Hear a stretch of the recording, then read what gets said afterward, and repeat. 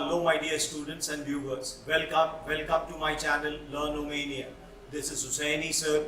हमने I.T.I बच्चों के लिए जो रेफ्रिजरेशन एंड एयर कंडीशनिंग का कोर्स कर रहे हैं, जो रेफ्रिजरेशन एंड एयर कंडीशनिंग के ट्रेड में है, उनके लिए साइक्रोमेट्री ये चैप्टर स्टार्ट किया था. हमने साइक्रोमेट्री पूरी सीरीज में लास्ट पार्ट तक कुछ साइक्रोमेट्रिक्स के MCQs डिस्कस किए थे. आज हम और MCQs डिस्कस करते हैं. चलिए आज के लिए पहला MCQ है, The moisture content lines in psychrometric chart are called as dash. Psychrometric chart पर जो मॉइस्चर कंटेंट की लाइन है, मॉइस्चर कंटेंट की लाइन साइक्रोमेट्रिक चार्ट पर, उनको क्या कहा जाता है?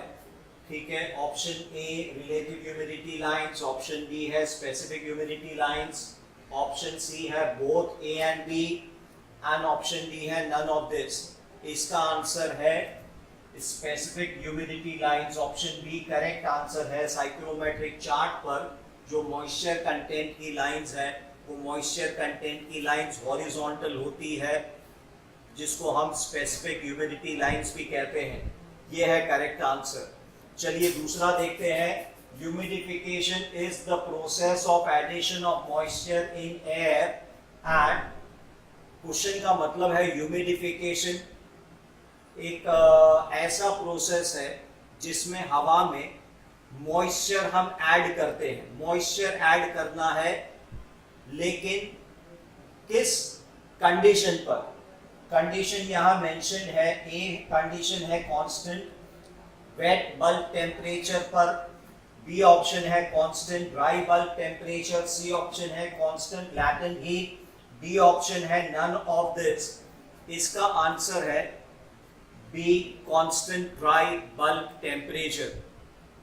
ठीक है, ड्राई बल्ब टेम्परेचर अगर एक ही रखते हुए, dry bulb temperature I mean normal temperature, normal temperature change नहीं होना चाहिए, और उस समय अगर मॉइस्चर हम बढ़ाते हैं, ये होता है ह्यूमिडिफिकेशन.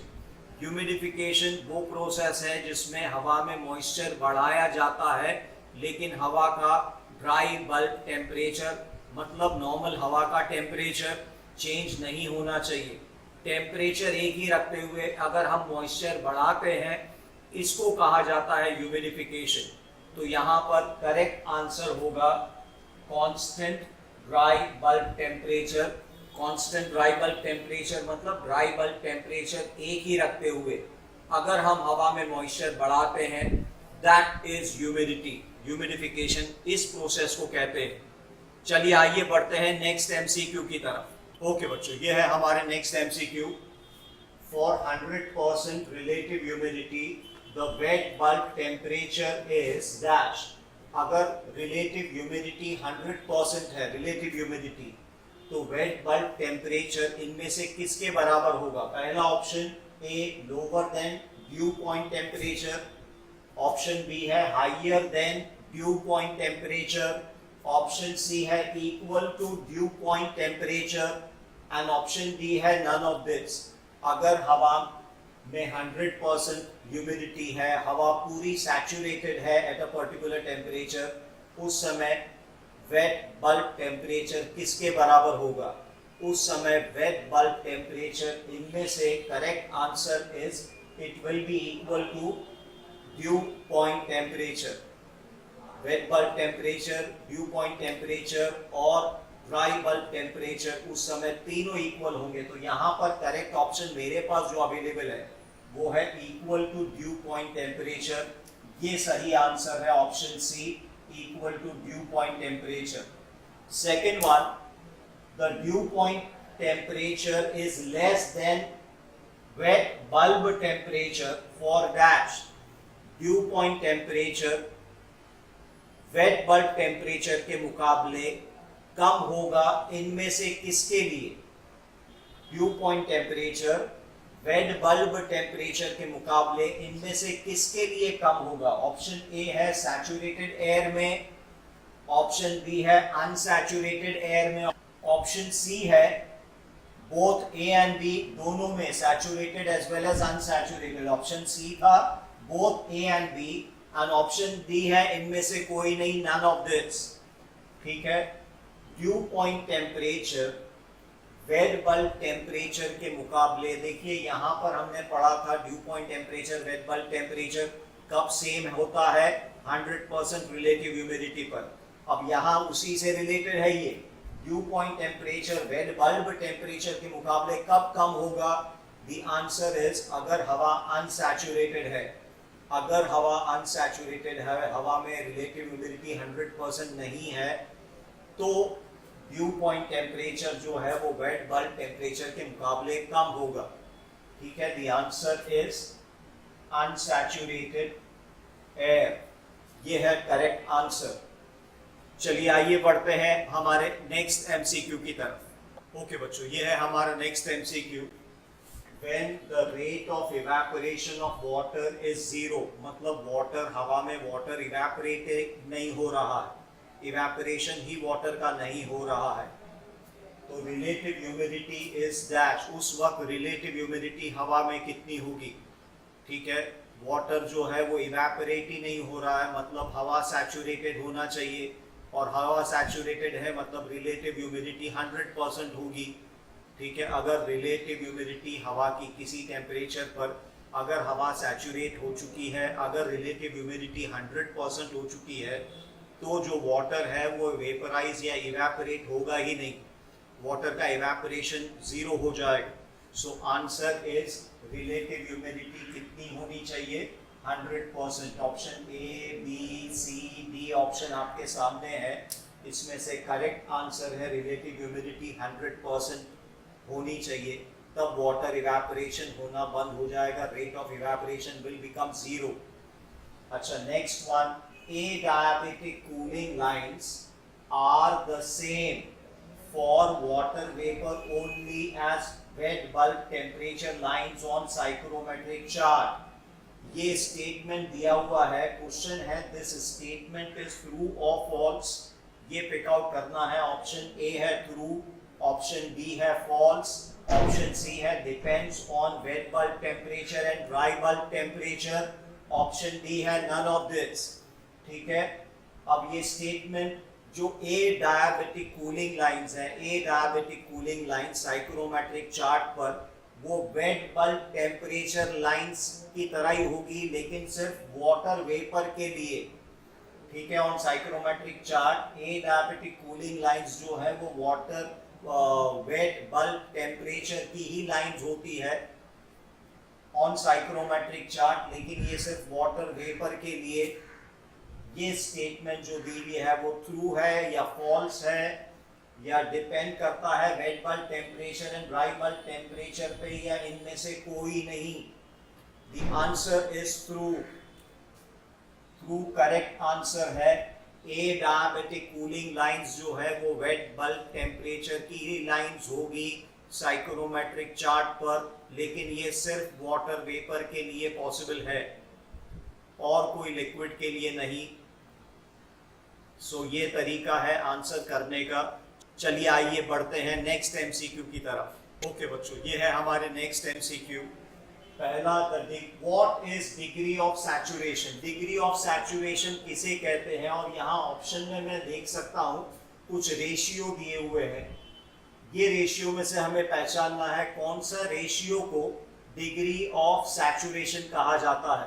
पहला ए ऑप्शन है एक्चुअल रिलेटिव ह्यूमिडिटी, RH मतलब relative humidity. Actual relative humidity का रेशियो किसके साथ? Saturated specific humidity. B option है एक्चुअल स्पेसिफिक ह्यूमिडिटी का रेशियो सैचुरेटेड स्पेसिफिक ह्यूमिडिटी के साथ। सो ये लिखा हुआ है the ratio between actual specific humidity to saturated specific humidity. तीसरा ऑप्शन है it is the ratio between saturated specific humidity to actual specific humidity. And fourth option D वाला है नन ऑफ दिस। इसका answer होगा degree of saturation के लिए मैं पहले आपको बता दूं, डिग्री ऑफ सैचुरेशन जो है एक रेशियो है between actual specific humidity. Actual specific humidity जगह में कितनी है, इसका रेशियो किसके साथ? सैचुरेटेड स्पेसिफिक ह्यूमिडिटी के साथ। ठीक है, सो ये ratio ratio between actual specific humidity किसी जगह में कितनी है उसको डिवाइड करो सैचुरेटेड स्पेसिफिक ह्यूमिडिटी उसी तापमान पर एट द सेम टेम्परेचर। ठीक है, so answer degree of saturation के लिए आंसर ये है। मुझे अगर डेफिनेशन आता है डिग्री ऑफ सैचुरेशन का तो मुझे दूसरे ऑप्शंस पढ़ने की जरूरत नहीं है। सी ये रहा, it is the ratio between actual specific humidity to saturated specific humidity, ये है आंसर। ठीक है, सो डिग्री ऑफ सैचुरेशन के लिए ये ऑप्शन बी करेक्ट ऑप्शन है। चलिए आइए देखते हैं, इसी से रिलेटेड है ये चीज। The degree of saturation varies between, degree of saturation कौन से दो लिमिट्स के बीच में वेरी होगा, वैल्यूज के बीच में वेरी होगा। पहली वैल्यू दी हुई है option A 1 to infinity, infinity मतलब कहीं तक भी जा सकता है। बी ऑप्शन है 0 से लेके इंफिनिटी तक, पता नहीं लास्ट में क्या वैल्यू, कोई भी वैल्यू आ सकती है। ऑप्शन सी है, सॉरी मेरे से मिस्टेक हो गई यहाँ पर, ये ऑप्शन सी है 0 to 1, ऑप्शन बी है 1 से लेकर 2 के बीच में। The answer is degree of saturation हमेशा 0 to 1। सो ये जो ऑप्शन सी था ये करेक्ट ऑप्शन है 0 to 1। डिग्री ऑफ सैचुरेशन, अगर ये वाला डिग्री ऑफ सैचुरेशन आप कैलकुलेट करेंगे आपको आंसर हमेशा 0 से लेकर 1 तक मिलेगा। ठीक है, 1 से ज्यादा ये रेशियो का आंसर नहीं हो सकता। डिग्रीज ऑफ सैचुरेशन की हम बात कर रहे हैं, so value degree of saturation की हमेशा 0 से लेकर 1 तक के वेरी हो सकती है। So the correct answer is option C 0 to 1। चलिए आइए देखते हैं नेक्स्ट एमसीक्यू। ओके बच्चों, ये है हमारे next MCQ. When humidity ratio of air increases the air is said to be, अगर हवा का ह्यूमिडिटी रेशियो बढ़ता है तो हवा क्या कही जाएगी। ऑप्शन ए डीह्यूमिडिफाइड हवा की जा रही है कहा जाएगा, या बी ऑप्शन है हवा ह्यूमिडिफाइड कहा जाएगा, या हवा को हीटेड अप कहा जाएगा, या हवा को कूल्ड कहा जाएगा। अगर ह्यूमिडिटी रेशियो बढ़ता है मतलब हवा में मौजूद, इनडायरेक्टली हवा में मौजूद नमी बढ़ती है। ह्यूमिडिटी रेशियो बढ़ता है मतलब इनडायरेक्टली हवा में ह्यूमिडिटी बढ़ रही है, तो हम क्या कहेंगे, हवा ह्यूमिडिफाइड हो रही है, इजंट इट। सो आंसर इसका है, हवा को हम कहेंगे ह्यूमिडिफाइड हो रही है। Answer is humidified. Second one, greater the wet bulb depression, अगर वेट बल्ब डिप्रेशन जितना ज्यादा होगा, इनमें से कौन सा आंसर ऑप्शन में सही रहेगा। पहला ऑप्शन है greater the amount of moisture in air, दूसरा ऑप्शन है lesser the amount of moisture in air, तीसरा ऑप्शन है same amount of moisture in air, fourth option है नन ऑफ दिस। देखिए याद करें आप, वेट बल्ब डिप्रेशन क्या था, ड्राई बल्ब टेम्परेचर और वेट बल्ब टेम्परेचर के बीच में फर्क को वेट बल्ब डिप्रेशन कहते हैं। ड्राई बल्ब टेम्परेचर और वेट बल्ब टेम्परेचर के बीच में फर्क कब बढ़ेगा। ठीक है, ड्राई बल्ब टेम्परेचर और वेट बल्ब टेम्परेचर के बीच का फर्क कब बढ़ेगा, क्वेश्चन है। ग्रेटर वेट बल्ब डिप्रेशन की वैल्यू कब बढ़ेगी, जब हवा में मॉइस्चर कम होगा तब।